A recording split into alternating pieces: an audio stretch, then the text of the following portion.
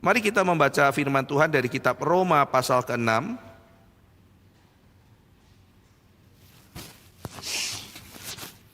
Kita membaca bagian kedua yaitu ayat 15 sampai ayat 23. Roma pasal 6 ayat 15 sampai 23. Saya akan membaca ayat 15, saudara membaca ayat 16, kita bergantian sampai ayat 23. Jadi bagaimana? Apakah kita akan berbuat dosa karena kita tidak berada di bawah hukum Taurat, tetapi di bawah kasih karunia? Sekali-kali tidak.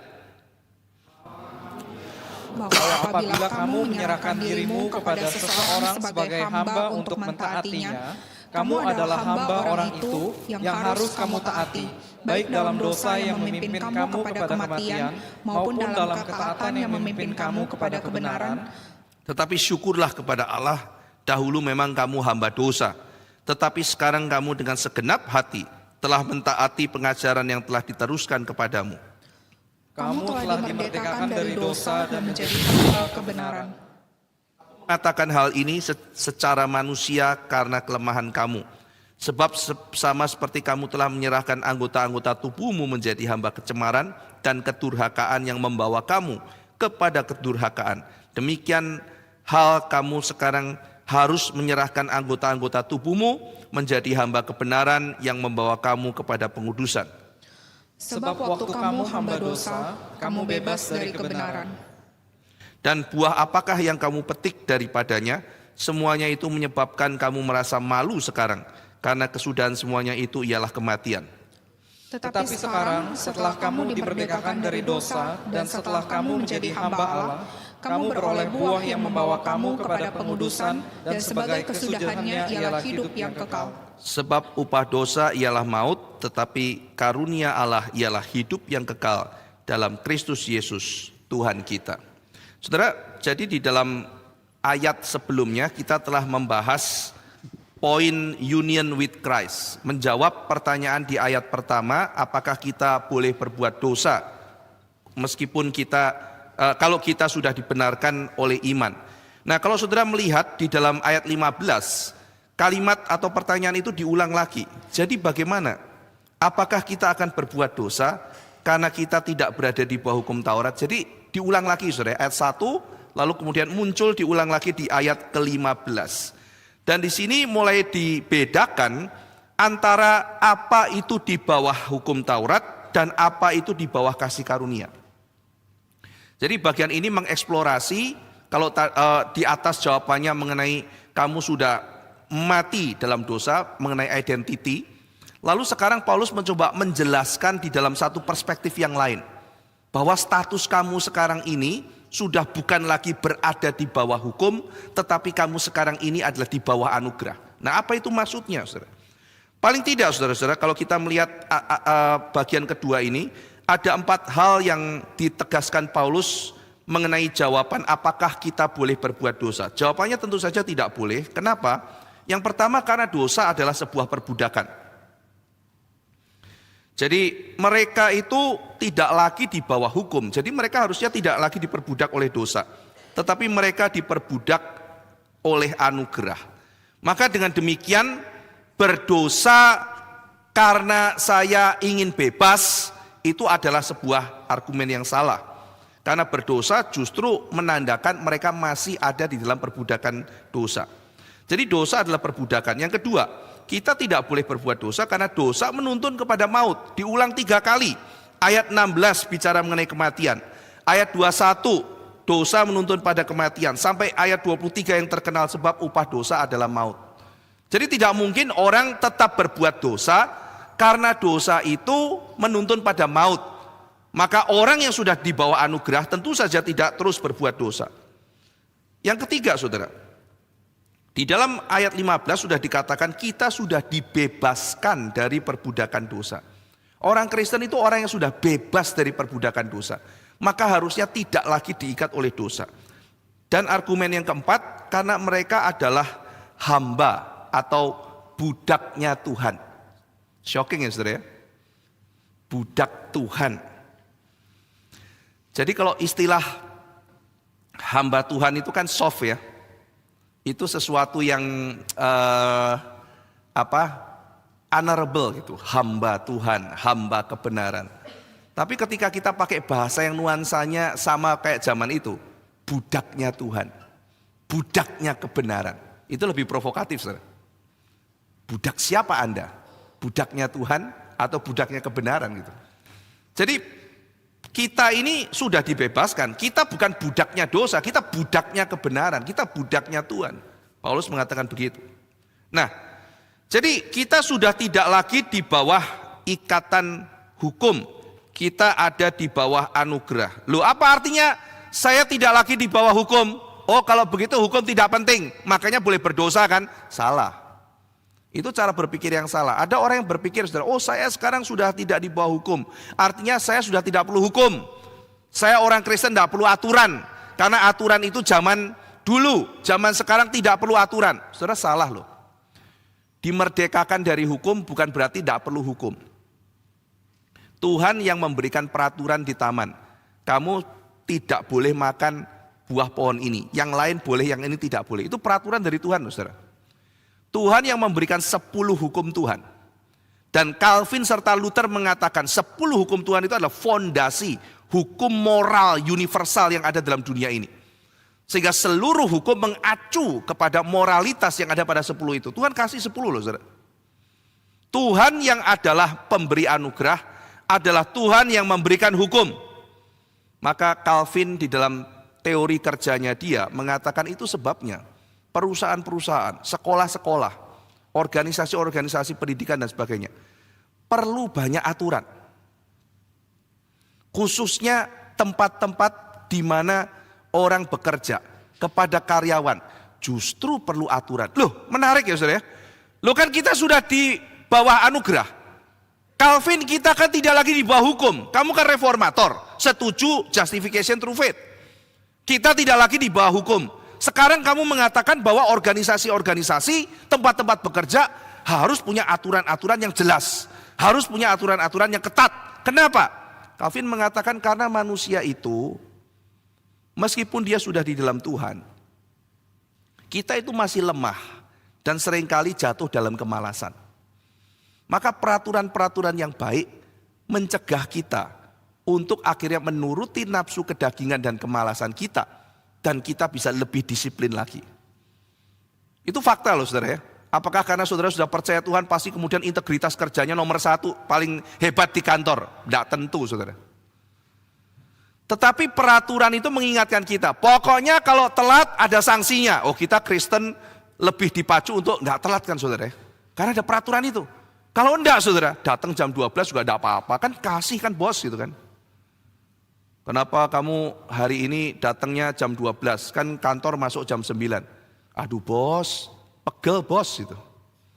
Masa enggak ada kasih? Oh iya ya, saya penuh cinta kasih ya. Orang Kristen ya, iya orang Kristen. Bos itu masih di bawah Taurat ya. Enggak tahu kita di bawah anugerah. Sudahlah bos itu. Dicari pulangnya kok sudah pulang duluan. Ini kita pulang jam 5 loh. Ini mana karyawannya? Aduh bos, cuma pulang 3 jam lebih awal loh bos ini, hitungan banget sih gitu. Nggak boleh kayak begitu, kita nih hidup di bawah anugerah gitu. Bukan begitu saudara ya. Jadi nanti kalau saudara buka toko, saudara buka misalnya usaha kecil, UMKM dan sebagainya. Oh aku mau set peraturan, apakah itu biblical? Biblical. Saudara bikin aturan yang jelas di dalam kepegawaian, saudara bikin aturan yang jelas di dalam disiplin. Itu bukan artinya, oh saya berarti kalau begitu masih hidup di bawah hukum. Enggak saudara.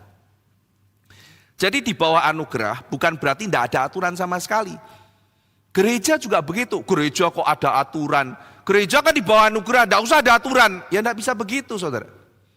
Gereja termasuk bagian dari rumah Tuhan yang ada dalam dunia dan ada organisasinya, harus ada aturannya. Ya. Pokoknya semua orang boleh jadi penatua, tidak ada aturannya. Ya tidak bisa. Mau jadi penatua aja kok jelimet. Alkitab pun memberikan aturan untuk bagaimana memilih penatua. Jadi di bawah hukum, di bawah anugerah bukan berarti tidak perlu lagi aturan. Itu adalah pemahaman yang salah. Atau ada orang yang berpikir saudara, oh kalau saya sudah di bawah anugerah, artinya itu saya kalau melakukan hukum tidak lagi seperti zaman PL. Kalau PL kan wajib. Kalau zaman PB itu pemahamannya adalah kalau kita sukarela kita boleh. Jadi selama saya sukarela mentaati hukum boleh. Kalau kepaksa tidak boleh. Ini juga aneh saudara. Tidak bisa ada dualisme seperti ini. Saya melakukan aturan PL tapi dengan sukacita. Kalau tidak sukacita itu namanya di bawah hukum. Kalau sukacita di bawah anugerah. Tidak bisa begitu juga. Nah ini semua adalah cara pandang yang salah memahami apa itu di bawah anugerah dan apa itu di bawah hukum. Nah saudara, sebelum kita menjawab nanti akan terjawab sendiri, kita lanjut dulu masuk ke ayat 16. Apakah kamu tidak tahu bahwa apabila kamu menyerahkan dirimu kepada seseorang sebagai hamba untuk mentaatinya, kamu adalah hamba orang itu yang harus kamu taati, baik dalam dosa yang memimpin kamu kepada kematian maupun dalam ketaatan yang memimpin kamu kepada kebenaran. Jadi Paulus secara shocking mengatakan kepada kita saudara, dalam dunia ini tidak ada tempat di mana saudara tidak jadi budak. Seolah dia mau mengatakan, sorry ya teman-teman, kita semua tuh budak. Cuma ada dua macam budak. Kamu budak dosa atau budak kebenaran. Kamu budak Tuhan atau hamba Tuhan. Saya pakai istilah budak saudara, lebih nggak enak gitu. Kamu hamba Tuhan, hamba Tuhan gua gitu kan. Kayak tinggi banget gitu kan saudara kesannya ya. Kamu budak Tuhan, karena memang aslinya budak saudara. Nggak punya hak kita. Jadi hamba Tuhan memang sangat terhormat dan itu adalah kebanggaan budak Tuhan, itu kebanggaan para rasul saudara. Saya ini budaknya Tuhan. Saya hamba Tuhan. Saudara lihat hamba Tuhan itu selalu yang kelihatan keren-keren. Saya mau jadi hamba Tuhan. Budak Tuhan. Shocking loh Paulus bilang. Cuma ada dua macam budak. Saya bebas, lu budak juga. Lalu siapa dong yang tidak jadi budak? Tidak ada. Cuma dua macam budak dalam dunia ini. Dua macam hamba. Hamba dosa atau hamba kebenaran. Lain tidak ada. Jadi saudara-saudara sekalian ada dua macam perhambaan. Dan di sini Paulus mengatakan kamu menyerahkan dirimu. Loh ini voluntary loh. Saya mau menyerahkan hidup saya ini jadi budaknya dosa atau saya mau menyerahkan hidup saya ini sebagai budak kebenaran. Nah saudara-saudara sekalian, dalam contoh yang Paulus katakan dalam ayat 16, kamu adalah hamba orang itu. Jadi kita memberikan hidup kita untuk diperhamba. Saudara-saudara sekalian, pertobatan itu kan perubahan, exchange of slavery. Tadinya dari budak dosa, setelah bertobat melalui union with Christ, kita menjadi dipersatukan dan menjadi hambanya Kristus. Bukan lagi menjadi hamba dosa. Maka kita dilepaskan dari tuntutan dosa, lalu kemudian kita masuk di dalam anugerah. Nah sehingga kebebasan itu tidak ada yang tanpa ikatan sama sekali, tidak ada. Tidak ada kebebasan seperti itu. Jadi saudara, kebebasan itu tidak ada ikatan. Lebih tepatnya adalah kebebasan itu tidak ada yang tanpa relasi. Kita menyembah Allah yang Tritunggal, Bapa, Putra, dan Roh Kudus. Bapa, Putra, Roh Kudus itu di dalam relasi yang indah. Maka tidak pernah ada kondisi Bapa tanpa anak, anak tanpa Roh Kudus. Tidak pernah ada saudara. Mereka itu adalah satu Tuhan, tetapi tiga pribadi sekaligus. Nah berarti tidak pernah tidak dalam komunitas. Tidak pernah lepas dari ikatan.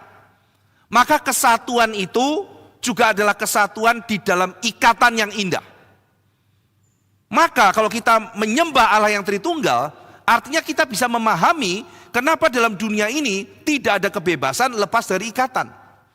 Asumsi kebebasan itu otonom, tidak ada yang mengikat sama sekali, itu ilusi, tidak pernah ada dalam dunia. Tidak ada saudara.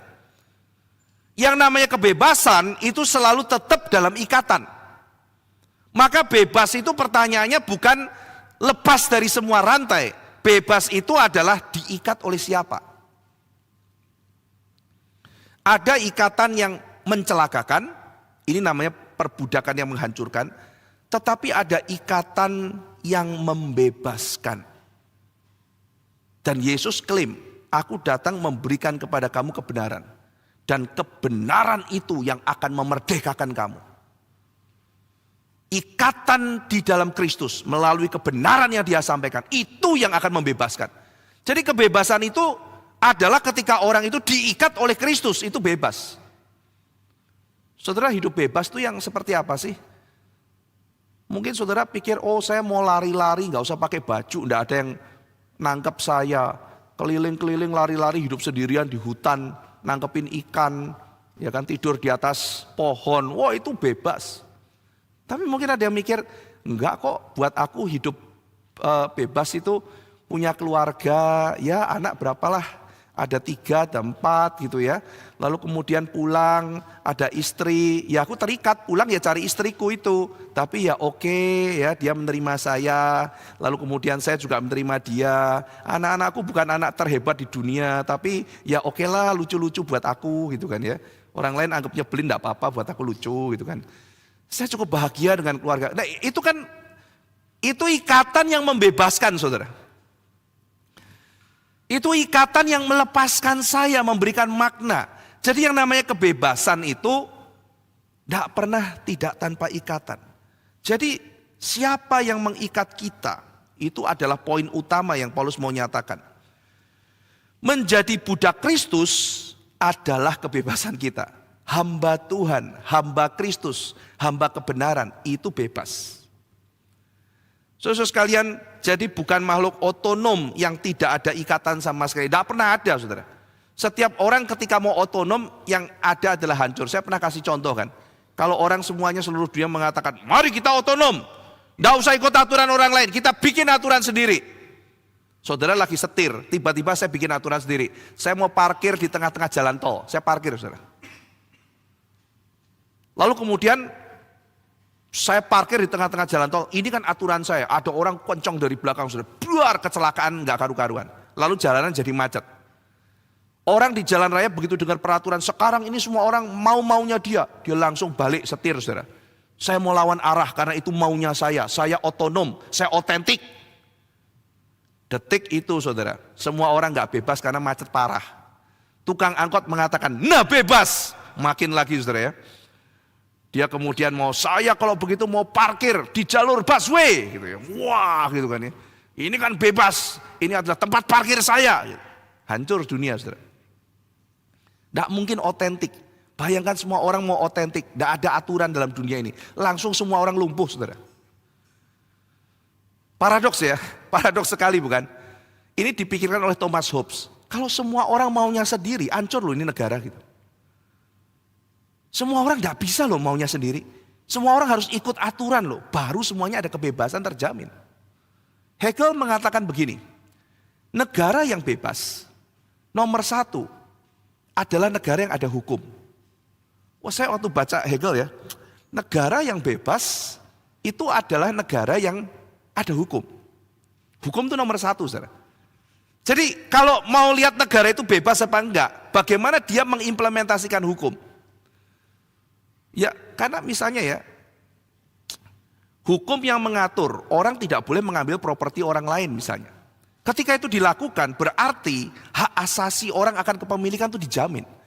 Berarti hukum itu menjamin kebebasan seseorang untuk mempunyai propertinya. Misalnya, ya kan? Maka jangan mencuri, itu dilindungi oleh hukum. Justru karena ada hukum baru ada kebebasan.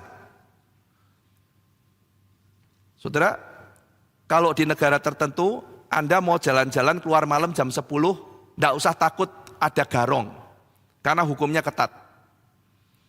Tapi di negara tertentu, saudara mau keluar sudah diwanti-wanti sama hotel, hati-hati, handphone jangan dikeluarin, hati-hati tukang todong, digituin saudara.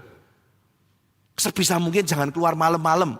Di satu kota saya nggak sebut negara mana, kita mau keluar udah dipesan sama tukang hotel. Ini sudah jam 9 jangan keluar malam. Banyak tukang todong, banyak ini, banyak itu. Ya kita kan jadi serem saudara.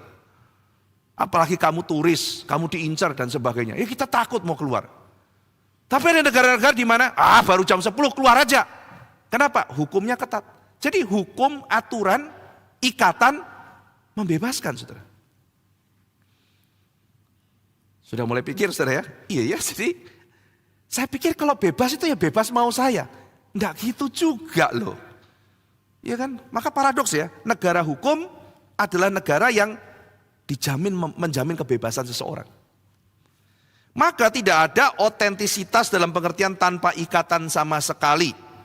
Kebebasan sejati itu adalah goal kita, bukan bebas tidak ada ikatan. Kebebasan sejati adalah kalau yang mengikat kita itu bisa membawa kita mencapai ultimate goal dalam kehidupan kita. Itu bebas sejati, saudara. Anda diikat oleh sesuatu yang memenuhkan hidup Anda. Anda diikat oleh sesuatu yang memberikan kelimpahan untuk menggenapkan panggilan hidup saudara. Itu ikatan yang sejati, itu kebebasan.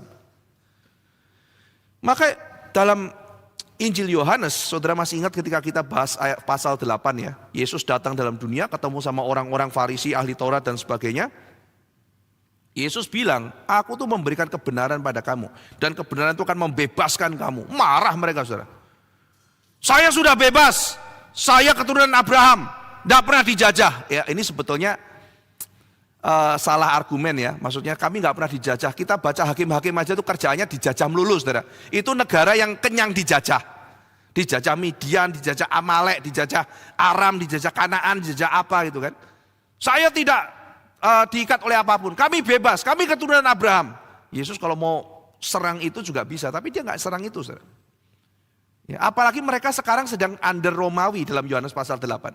Mereka dijajah Romawi. Yesus bisa bilang kamu dijajah Romawi. Saya nggak butuh kamu mau membebaskan saya. Saya sudah bebas kok. Saya keturunan Abraham, nggak butuh kamu. Yesus bilang gitu. Kamu nggak bebas. Kamu merasa bebas. Kamu itu budak, kamu diikat. Kamu nggak bebas. Karena kamu diikat oleh dosa, kata Yesus. Oh, saya bisa lakukan ini, lakukan itu. Kamu tuh mau mati, kamu sekarat, kamu masuk neraka, kamu diikat oleh dosa. Maka hanya saya yang bisa bebaskan kamu. Jadi dia merasa dirinya bebas, saudara, tapi sebetulnya terikat. Seorang budak bernama Epictetus, saudara. Budak. Dia ngerenung lalu dia pikir, saya ini budak loh, kata Epictetus. Tapi saya lihat banyak orang yang katanya merdeka sebetulnya lebih parah dari saya. Saya hidup bebas, mereka diikat oleh ketakutan mereka. Saya mungkin budak, tapi saya tidak diikat oleh harta benda seperti mereka. Diikat oleh keserakahan seperti mereka. Diikat oleh kekhawatiran seperti mereka. Diikat oleh berbagai hawa nafsu seperti mereka. Diikat oleh kebudayaan seperti mereka. Saya tidak seperti itu. Jadi dia melihat banyak orang yang merasa dirinya bebas. Sebetulnya lebih parah terikat dari saya yang adalah budak. Dan saya yang lebih adalah budak. Secara rohani, ada banyak hal saya lebih merdeka dari mereka. Dia merenung, memikirkan mengenai kebebasan. Budak keserakahan, budak nafsu, budak ketamakan. Kita melihat ada orang-orang yang diperbudak oleh itu, saudara. Kalau enggak, mereka enggak akan korupsi, saudara. Pejabat kalau korupsi kenapa? Ya tamak kan, saudara. Kalau enggak tamak ya enggak akan korupsi. Terus menerus diketemukan kok. Budak ketamakan, saudara. Budak nafsu. Itu ilusi-ilusi kebebasan yang dialami oleh manusia. Apa artinya bebas? Yang pertama, bebas dari ikatan dosa, itu bebas. Saudara. Apa artinya bebas? Bebas dari murka Allah. Maka Yesus mengatakan cuma saya yang bisa membebaskan kamu. Apa artinya bebas? Bebas dari hukuman kekal Allah, itu kebebasan. Bebas dari ikatan dosa. Bebas dari murka Allah. Bebas dari hukuman kekal. Bebas dari kesia-siaan hidup. Kita menggenapkan untuk apa kita hidup, itu bebas, saudara. Saya kembali menemukan makna hidup saya. Itu kebebasan.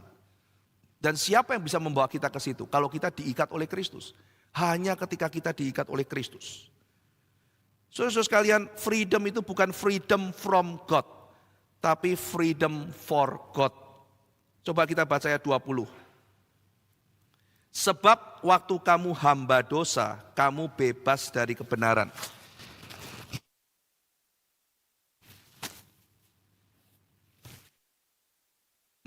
Dari kebenaran, freedom dari Tuhan gitu ya. Oh, saya freedom from God gitu kan ya. Enggak, kamu hamba dosa loh. Kalau kamu bilang merdeka dari Tuhan, saya merdeka dari Tuhan, saya nggak mau diikat oleh Tuhan, saya lostang ya. Enggak ada sekring, enggak ada ikatan. Pokoknya semua saya langsung sama diri saya sendiri. Paulus mengatakan itu bukan freedom. Freedom from God itu bukan freedom. Freedom from God itu diikat oleh oleh dosa. Itu ikatan. Jadi bukan semau-mau saya itu kebebasan, itu salah, kamu diikat. Saya bebas, saya suka apa segala macam, kamu sedang diikat oleh sesuatu. Nah jadi saudara-saudara sekalian, dalam ayat 20 tadi dikatakan bahwa orang yang bebas dari kebenaran itu budak dosa. Dan itu adalah perbudakan yang menakutkan. Karena apa yang mereka nikmati sebagai kebebasan itu mengikat dan membunuh mereka. Kayak anak sekolah lah saudara. Anak sekolah itu kan diharapkan nanti punya karir yang lebih baik, bukan? Nah kalau sementara itu dia itu lihat teman-temannya belajar terus ulangan, bikin PR. Aku ini loh kerjaanku tiap hari main game. Ya dia menikmati kebebasannya kan saudara. Tapi kalau itu dilakukan terus apa yang terjadi saudara? Ya hidupnya gak bermakna, cuman kayak begitu-begitu terus saudara. Ya kan? Lalu kemudian ya oke lah dia sistemnya Finlandia naik kelas melulu saudara. Jadi dia malas-malas naik kelas. Tapi kan juga skillnya cuma gitu-begitu aja. Dia gak bisa melayani apa-apa, gak ada skill kok. Dia gak bisa melayani saudara. Jadi akhirnya orang itu kelihatan bebas. Tapi sebetulnya terikat. Terikat oleh hawa nafsunya. Dan nanti ketika orang membutuhkan dia tidak bisa apa-apa. Ya cuma dia menikmati aja hidupnya. Keluarga mau membutuhkan dia, tidak bisa apa-apa. Tuhan mau pakai, tidak bisa. Saya berkhotbah di Pemuda di Surabaya, berkhotbah juga di Chapel SKC mengenai orang-orang yang Tuhan pakai di zamannya Yonatan dan Saul. Zaman itu saudara, dari ribuan orang tentara 3.000 orang yang berani perang cuma 600, keterlaluan saudara. Kayak orang Kristen zaman sekarang jemaat 3.000 orang, misalnya di GRI ya, jemaat 3.000, yang mau pelayanan cuma 600 saudara. Misalnya gitu ya, jadi bayangkan itu ya, dari 3.000 pasukan Saul yang mau perang cuma 600. Dari 600 kata Alkitab, yang punya senjata cuma 2. Jadi yang 600 itu mau melayani tapi gak bisa melayani saudara.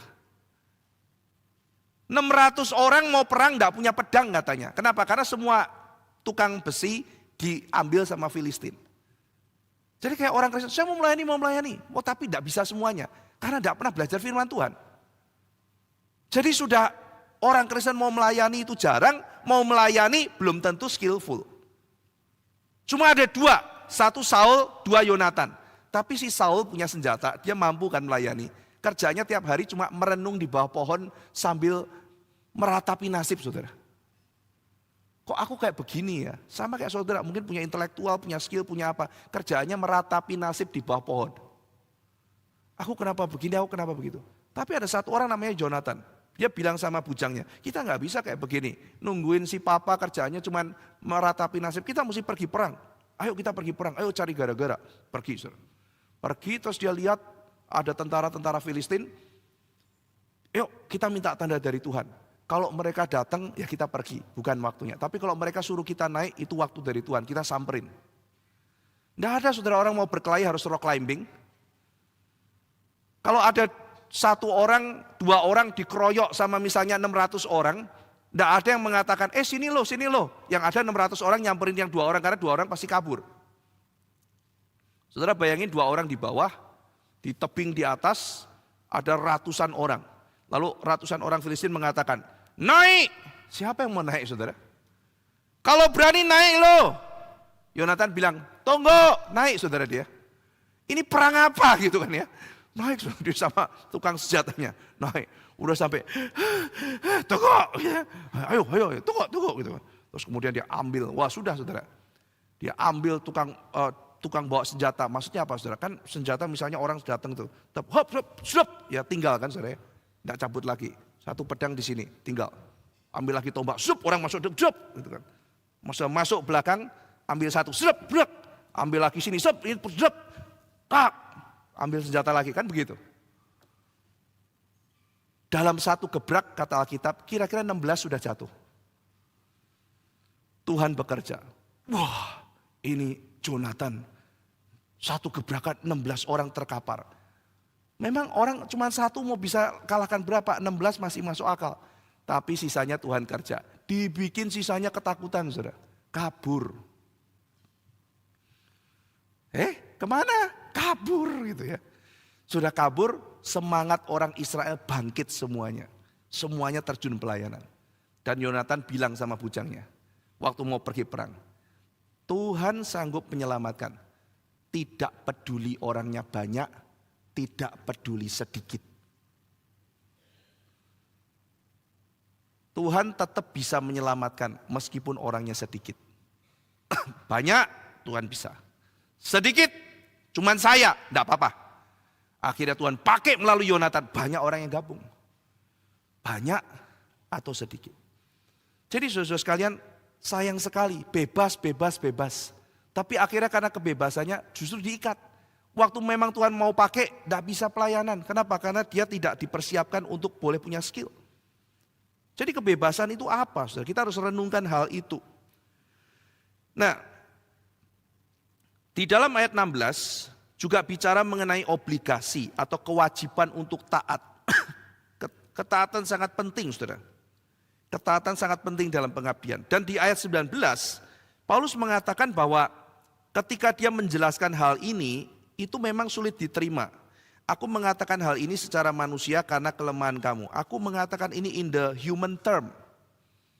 Mungkin ini tidak sempurna, tetapi aku mencoba untuk menjelaskan hal ini kepada kamu. Dalam human term, mungkin ini shocking buat kamu. Yaitu itu, mengenai tidak ada yang bebas. Tidak ada otonomi.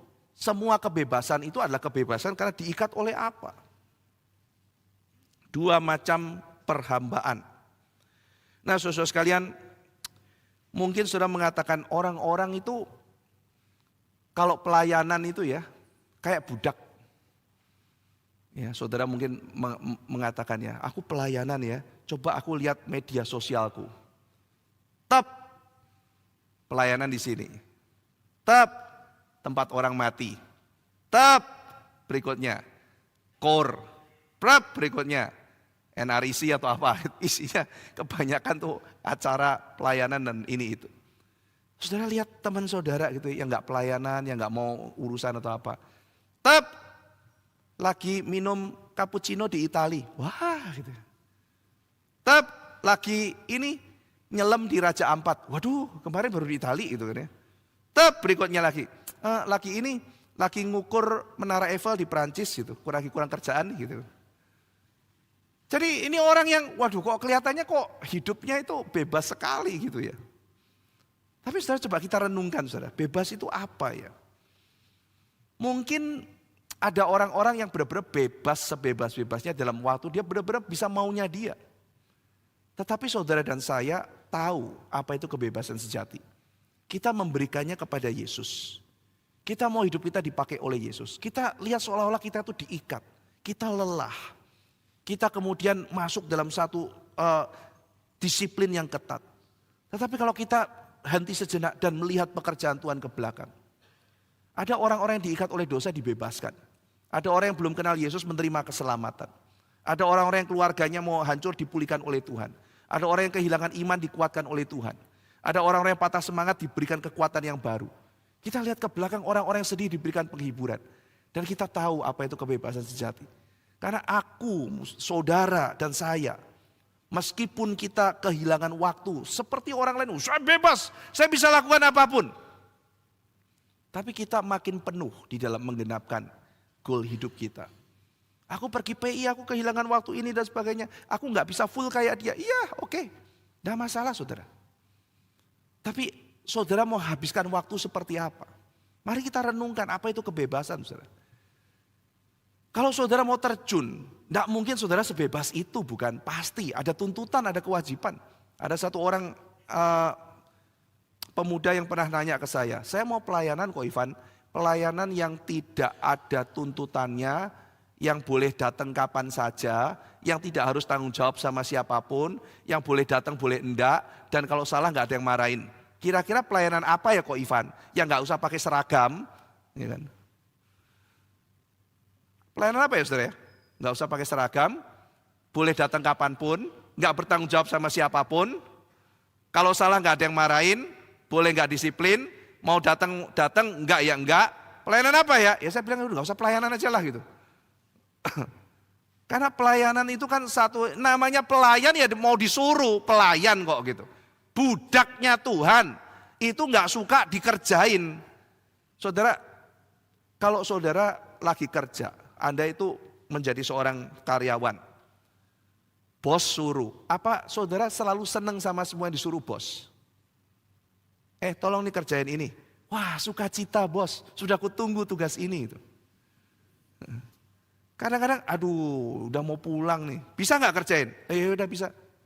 Nggak semua tugas tuh kita senang loh saudara. Ada saatnya kita dikasih tugas tuh kita nggak senang. Tapi kita coba lakukan dengan terbaik. Saudara. Kita coba lakukan yang terbaik. Nggak semua pekerjaan itu tanda kutip sesuai dengan ekspektasi kita. Namanya pelayan saudara. Tuhan suruh apa saya senang nggak senang, kalau itu penting dan harus saya kerjakan, ya saya harus kerjakan. Bukan berarti kalau Tuhan yang suruh pasti saya senang, nggak tentu loh saudara. Ya. Tuhan suruh saya enggak senang, tapi ini saya lihat Tuhan mau saya kerjakan, ya saya kerjakan. Tuhan enggak mau itu, saya senang sekali tapi Tuhan enggak mau, dan dalam pimpinan saudara rasa Tuhan enggak mau, ya sudah jangan kerjakan. Karena kita pelayan kok, kita budak, kita hamba. Dan kita tahu ikatan mana yang membebaskan kita. Saudara sekalian, mari kita merenungkan hari ini. Kita hamba siapa? Budaknya siapa? Saya enggak mau jadi budak siapapun. Tidak bisa. Itu ilusi. Saya tidak mau diikat oleh apapun. Itu diikat oleh dosa. Dan Paulus mengatakan, kamu sudah bukan budak dosa. Kamu hamba Tuhan. Kamu hamba Kristus. Kamu hamba kebenaran. Mari kita berdoa.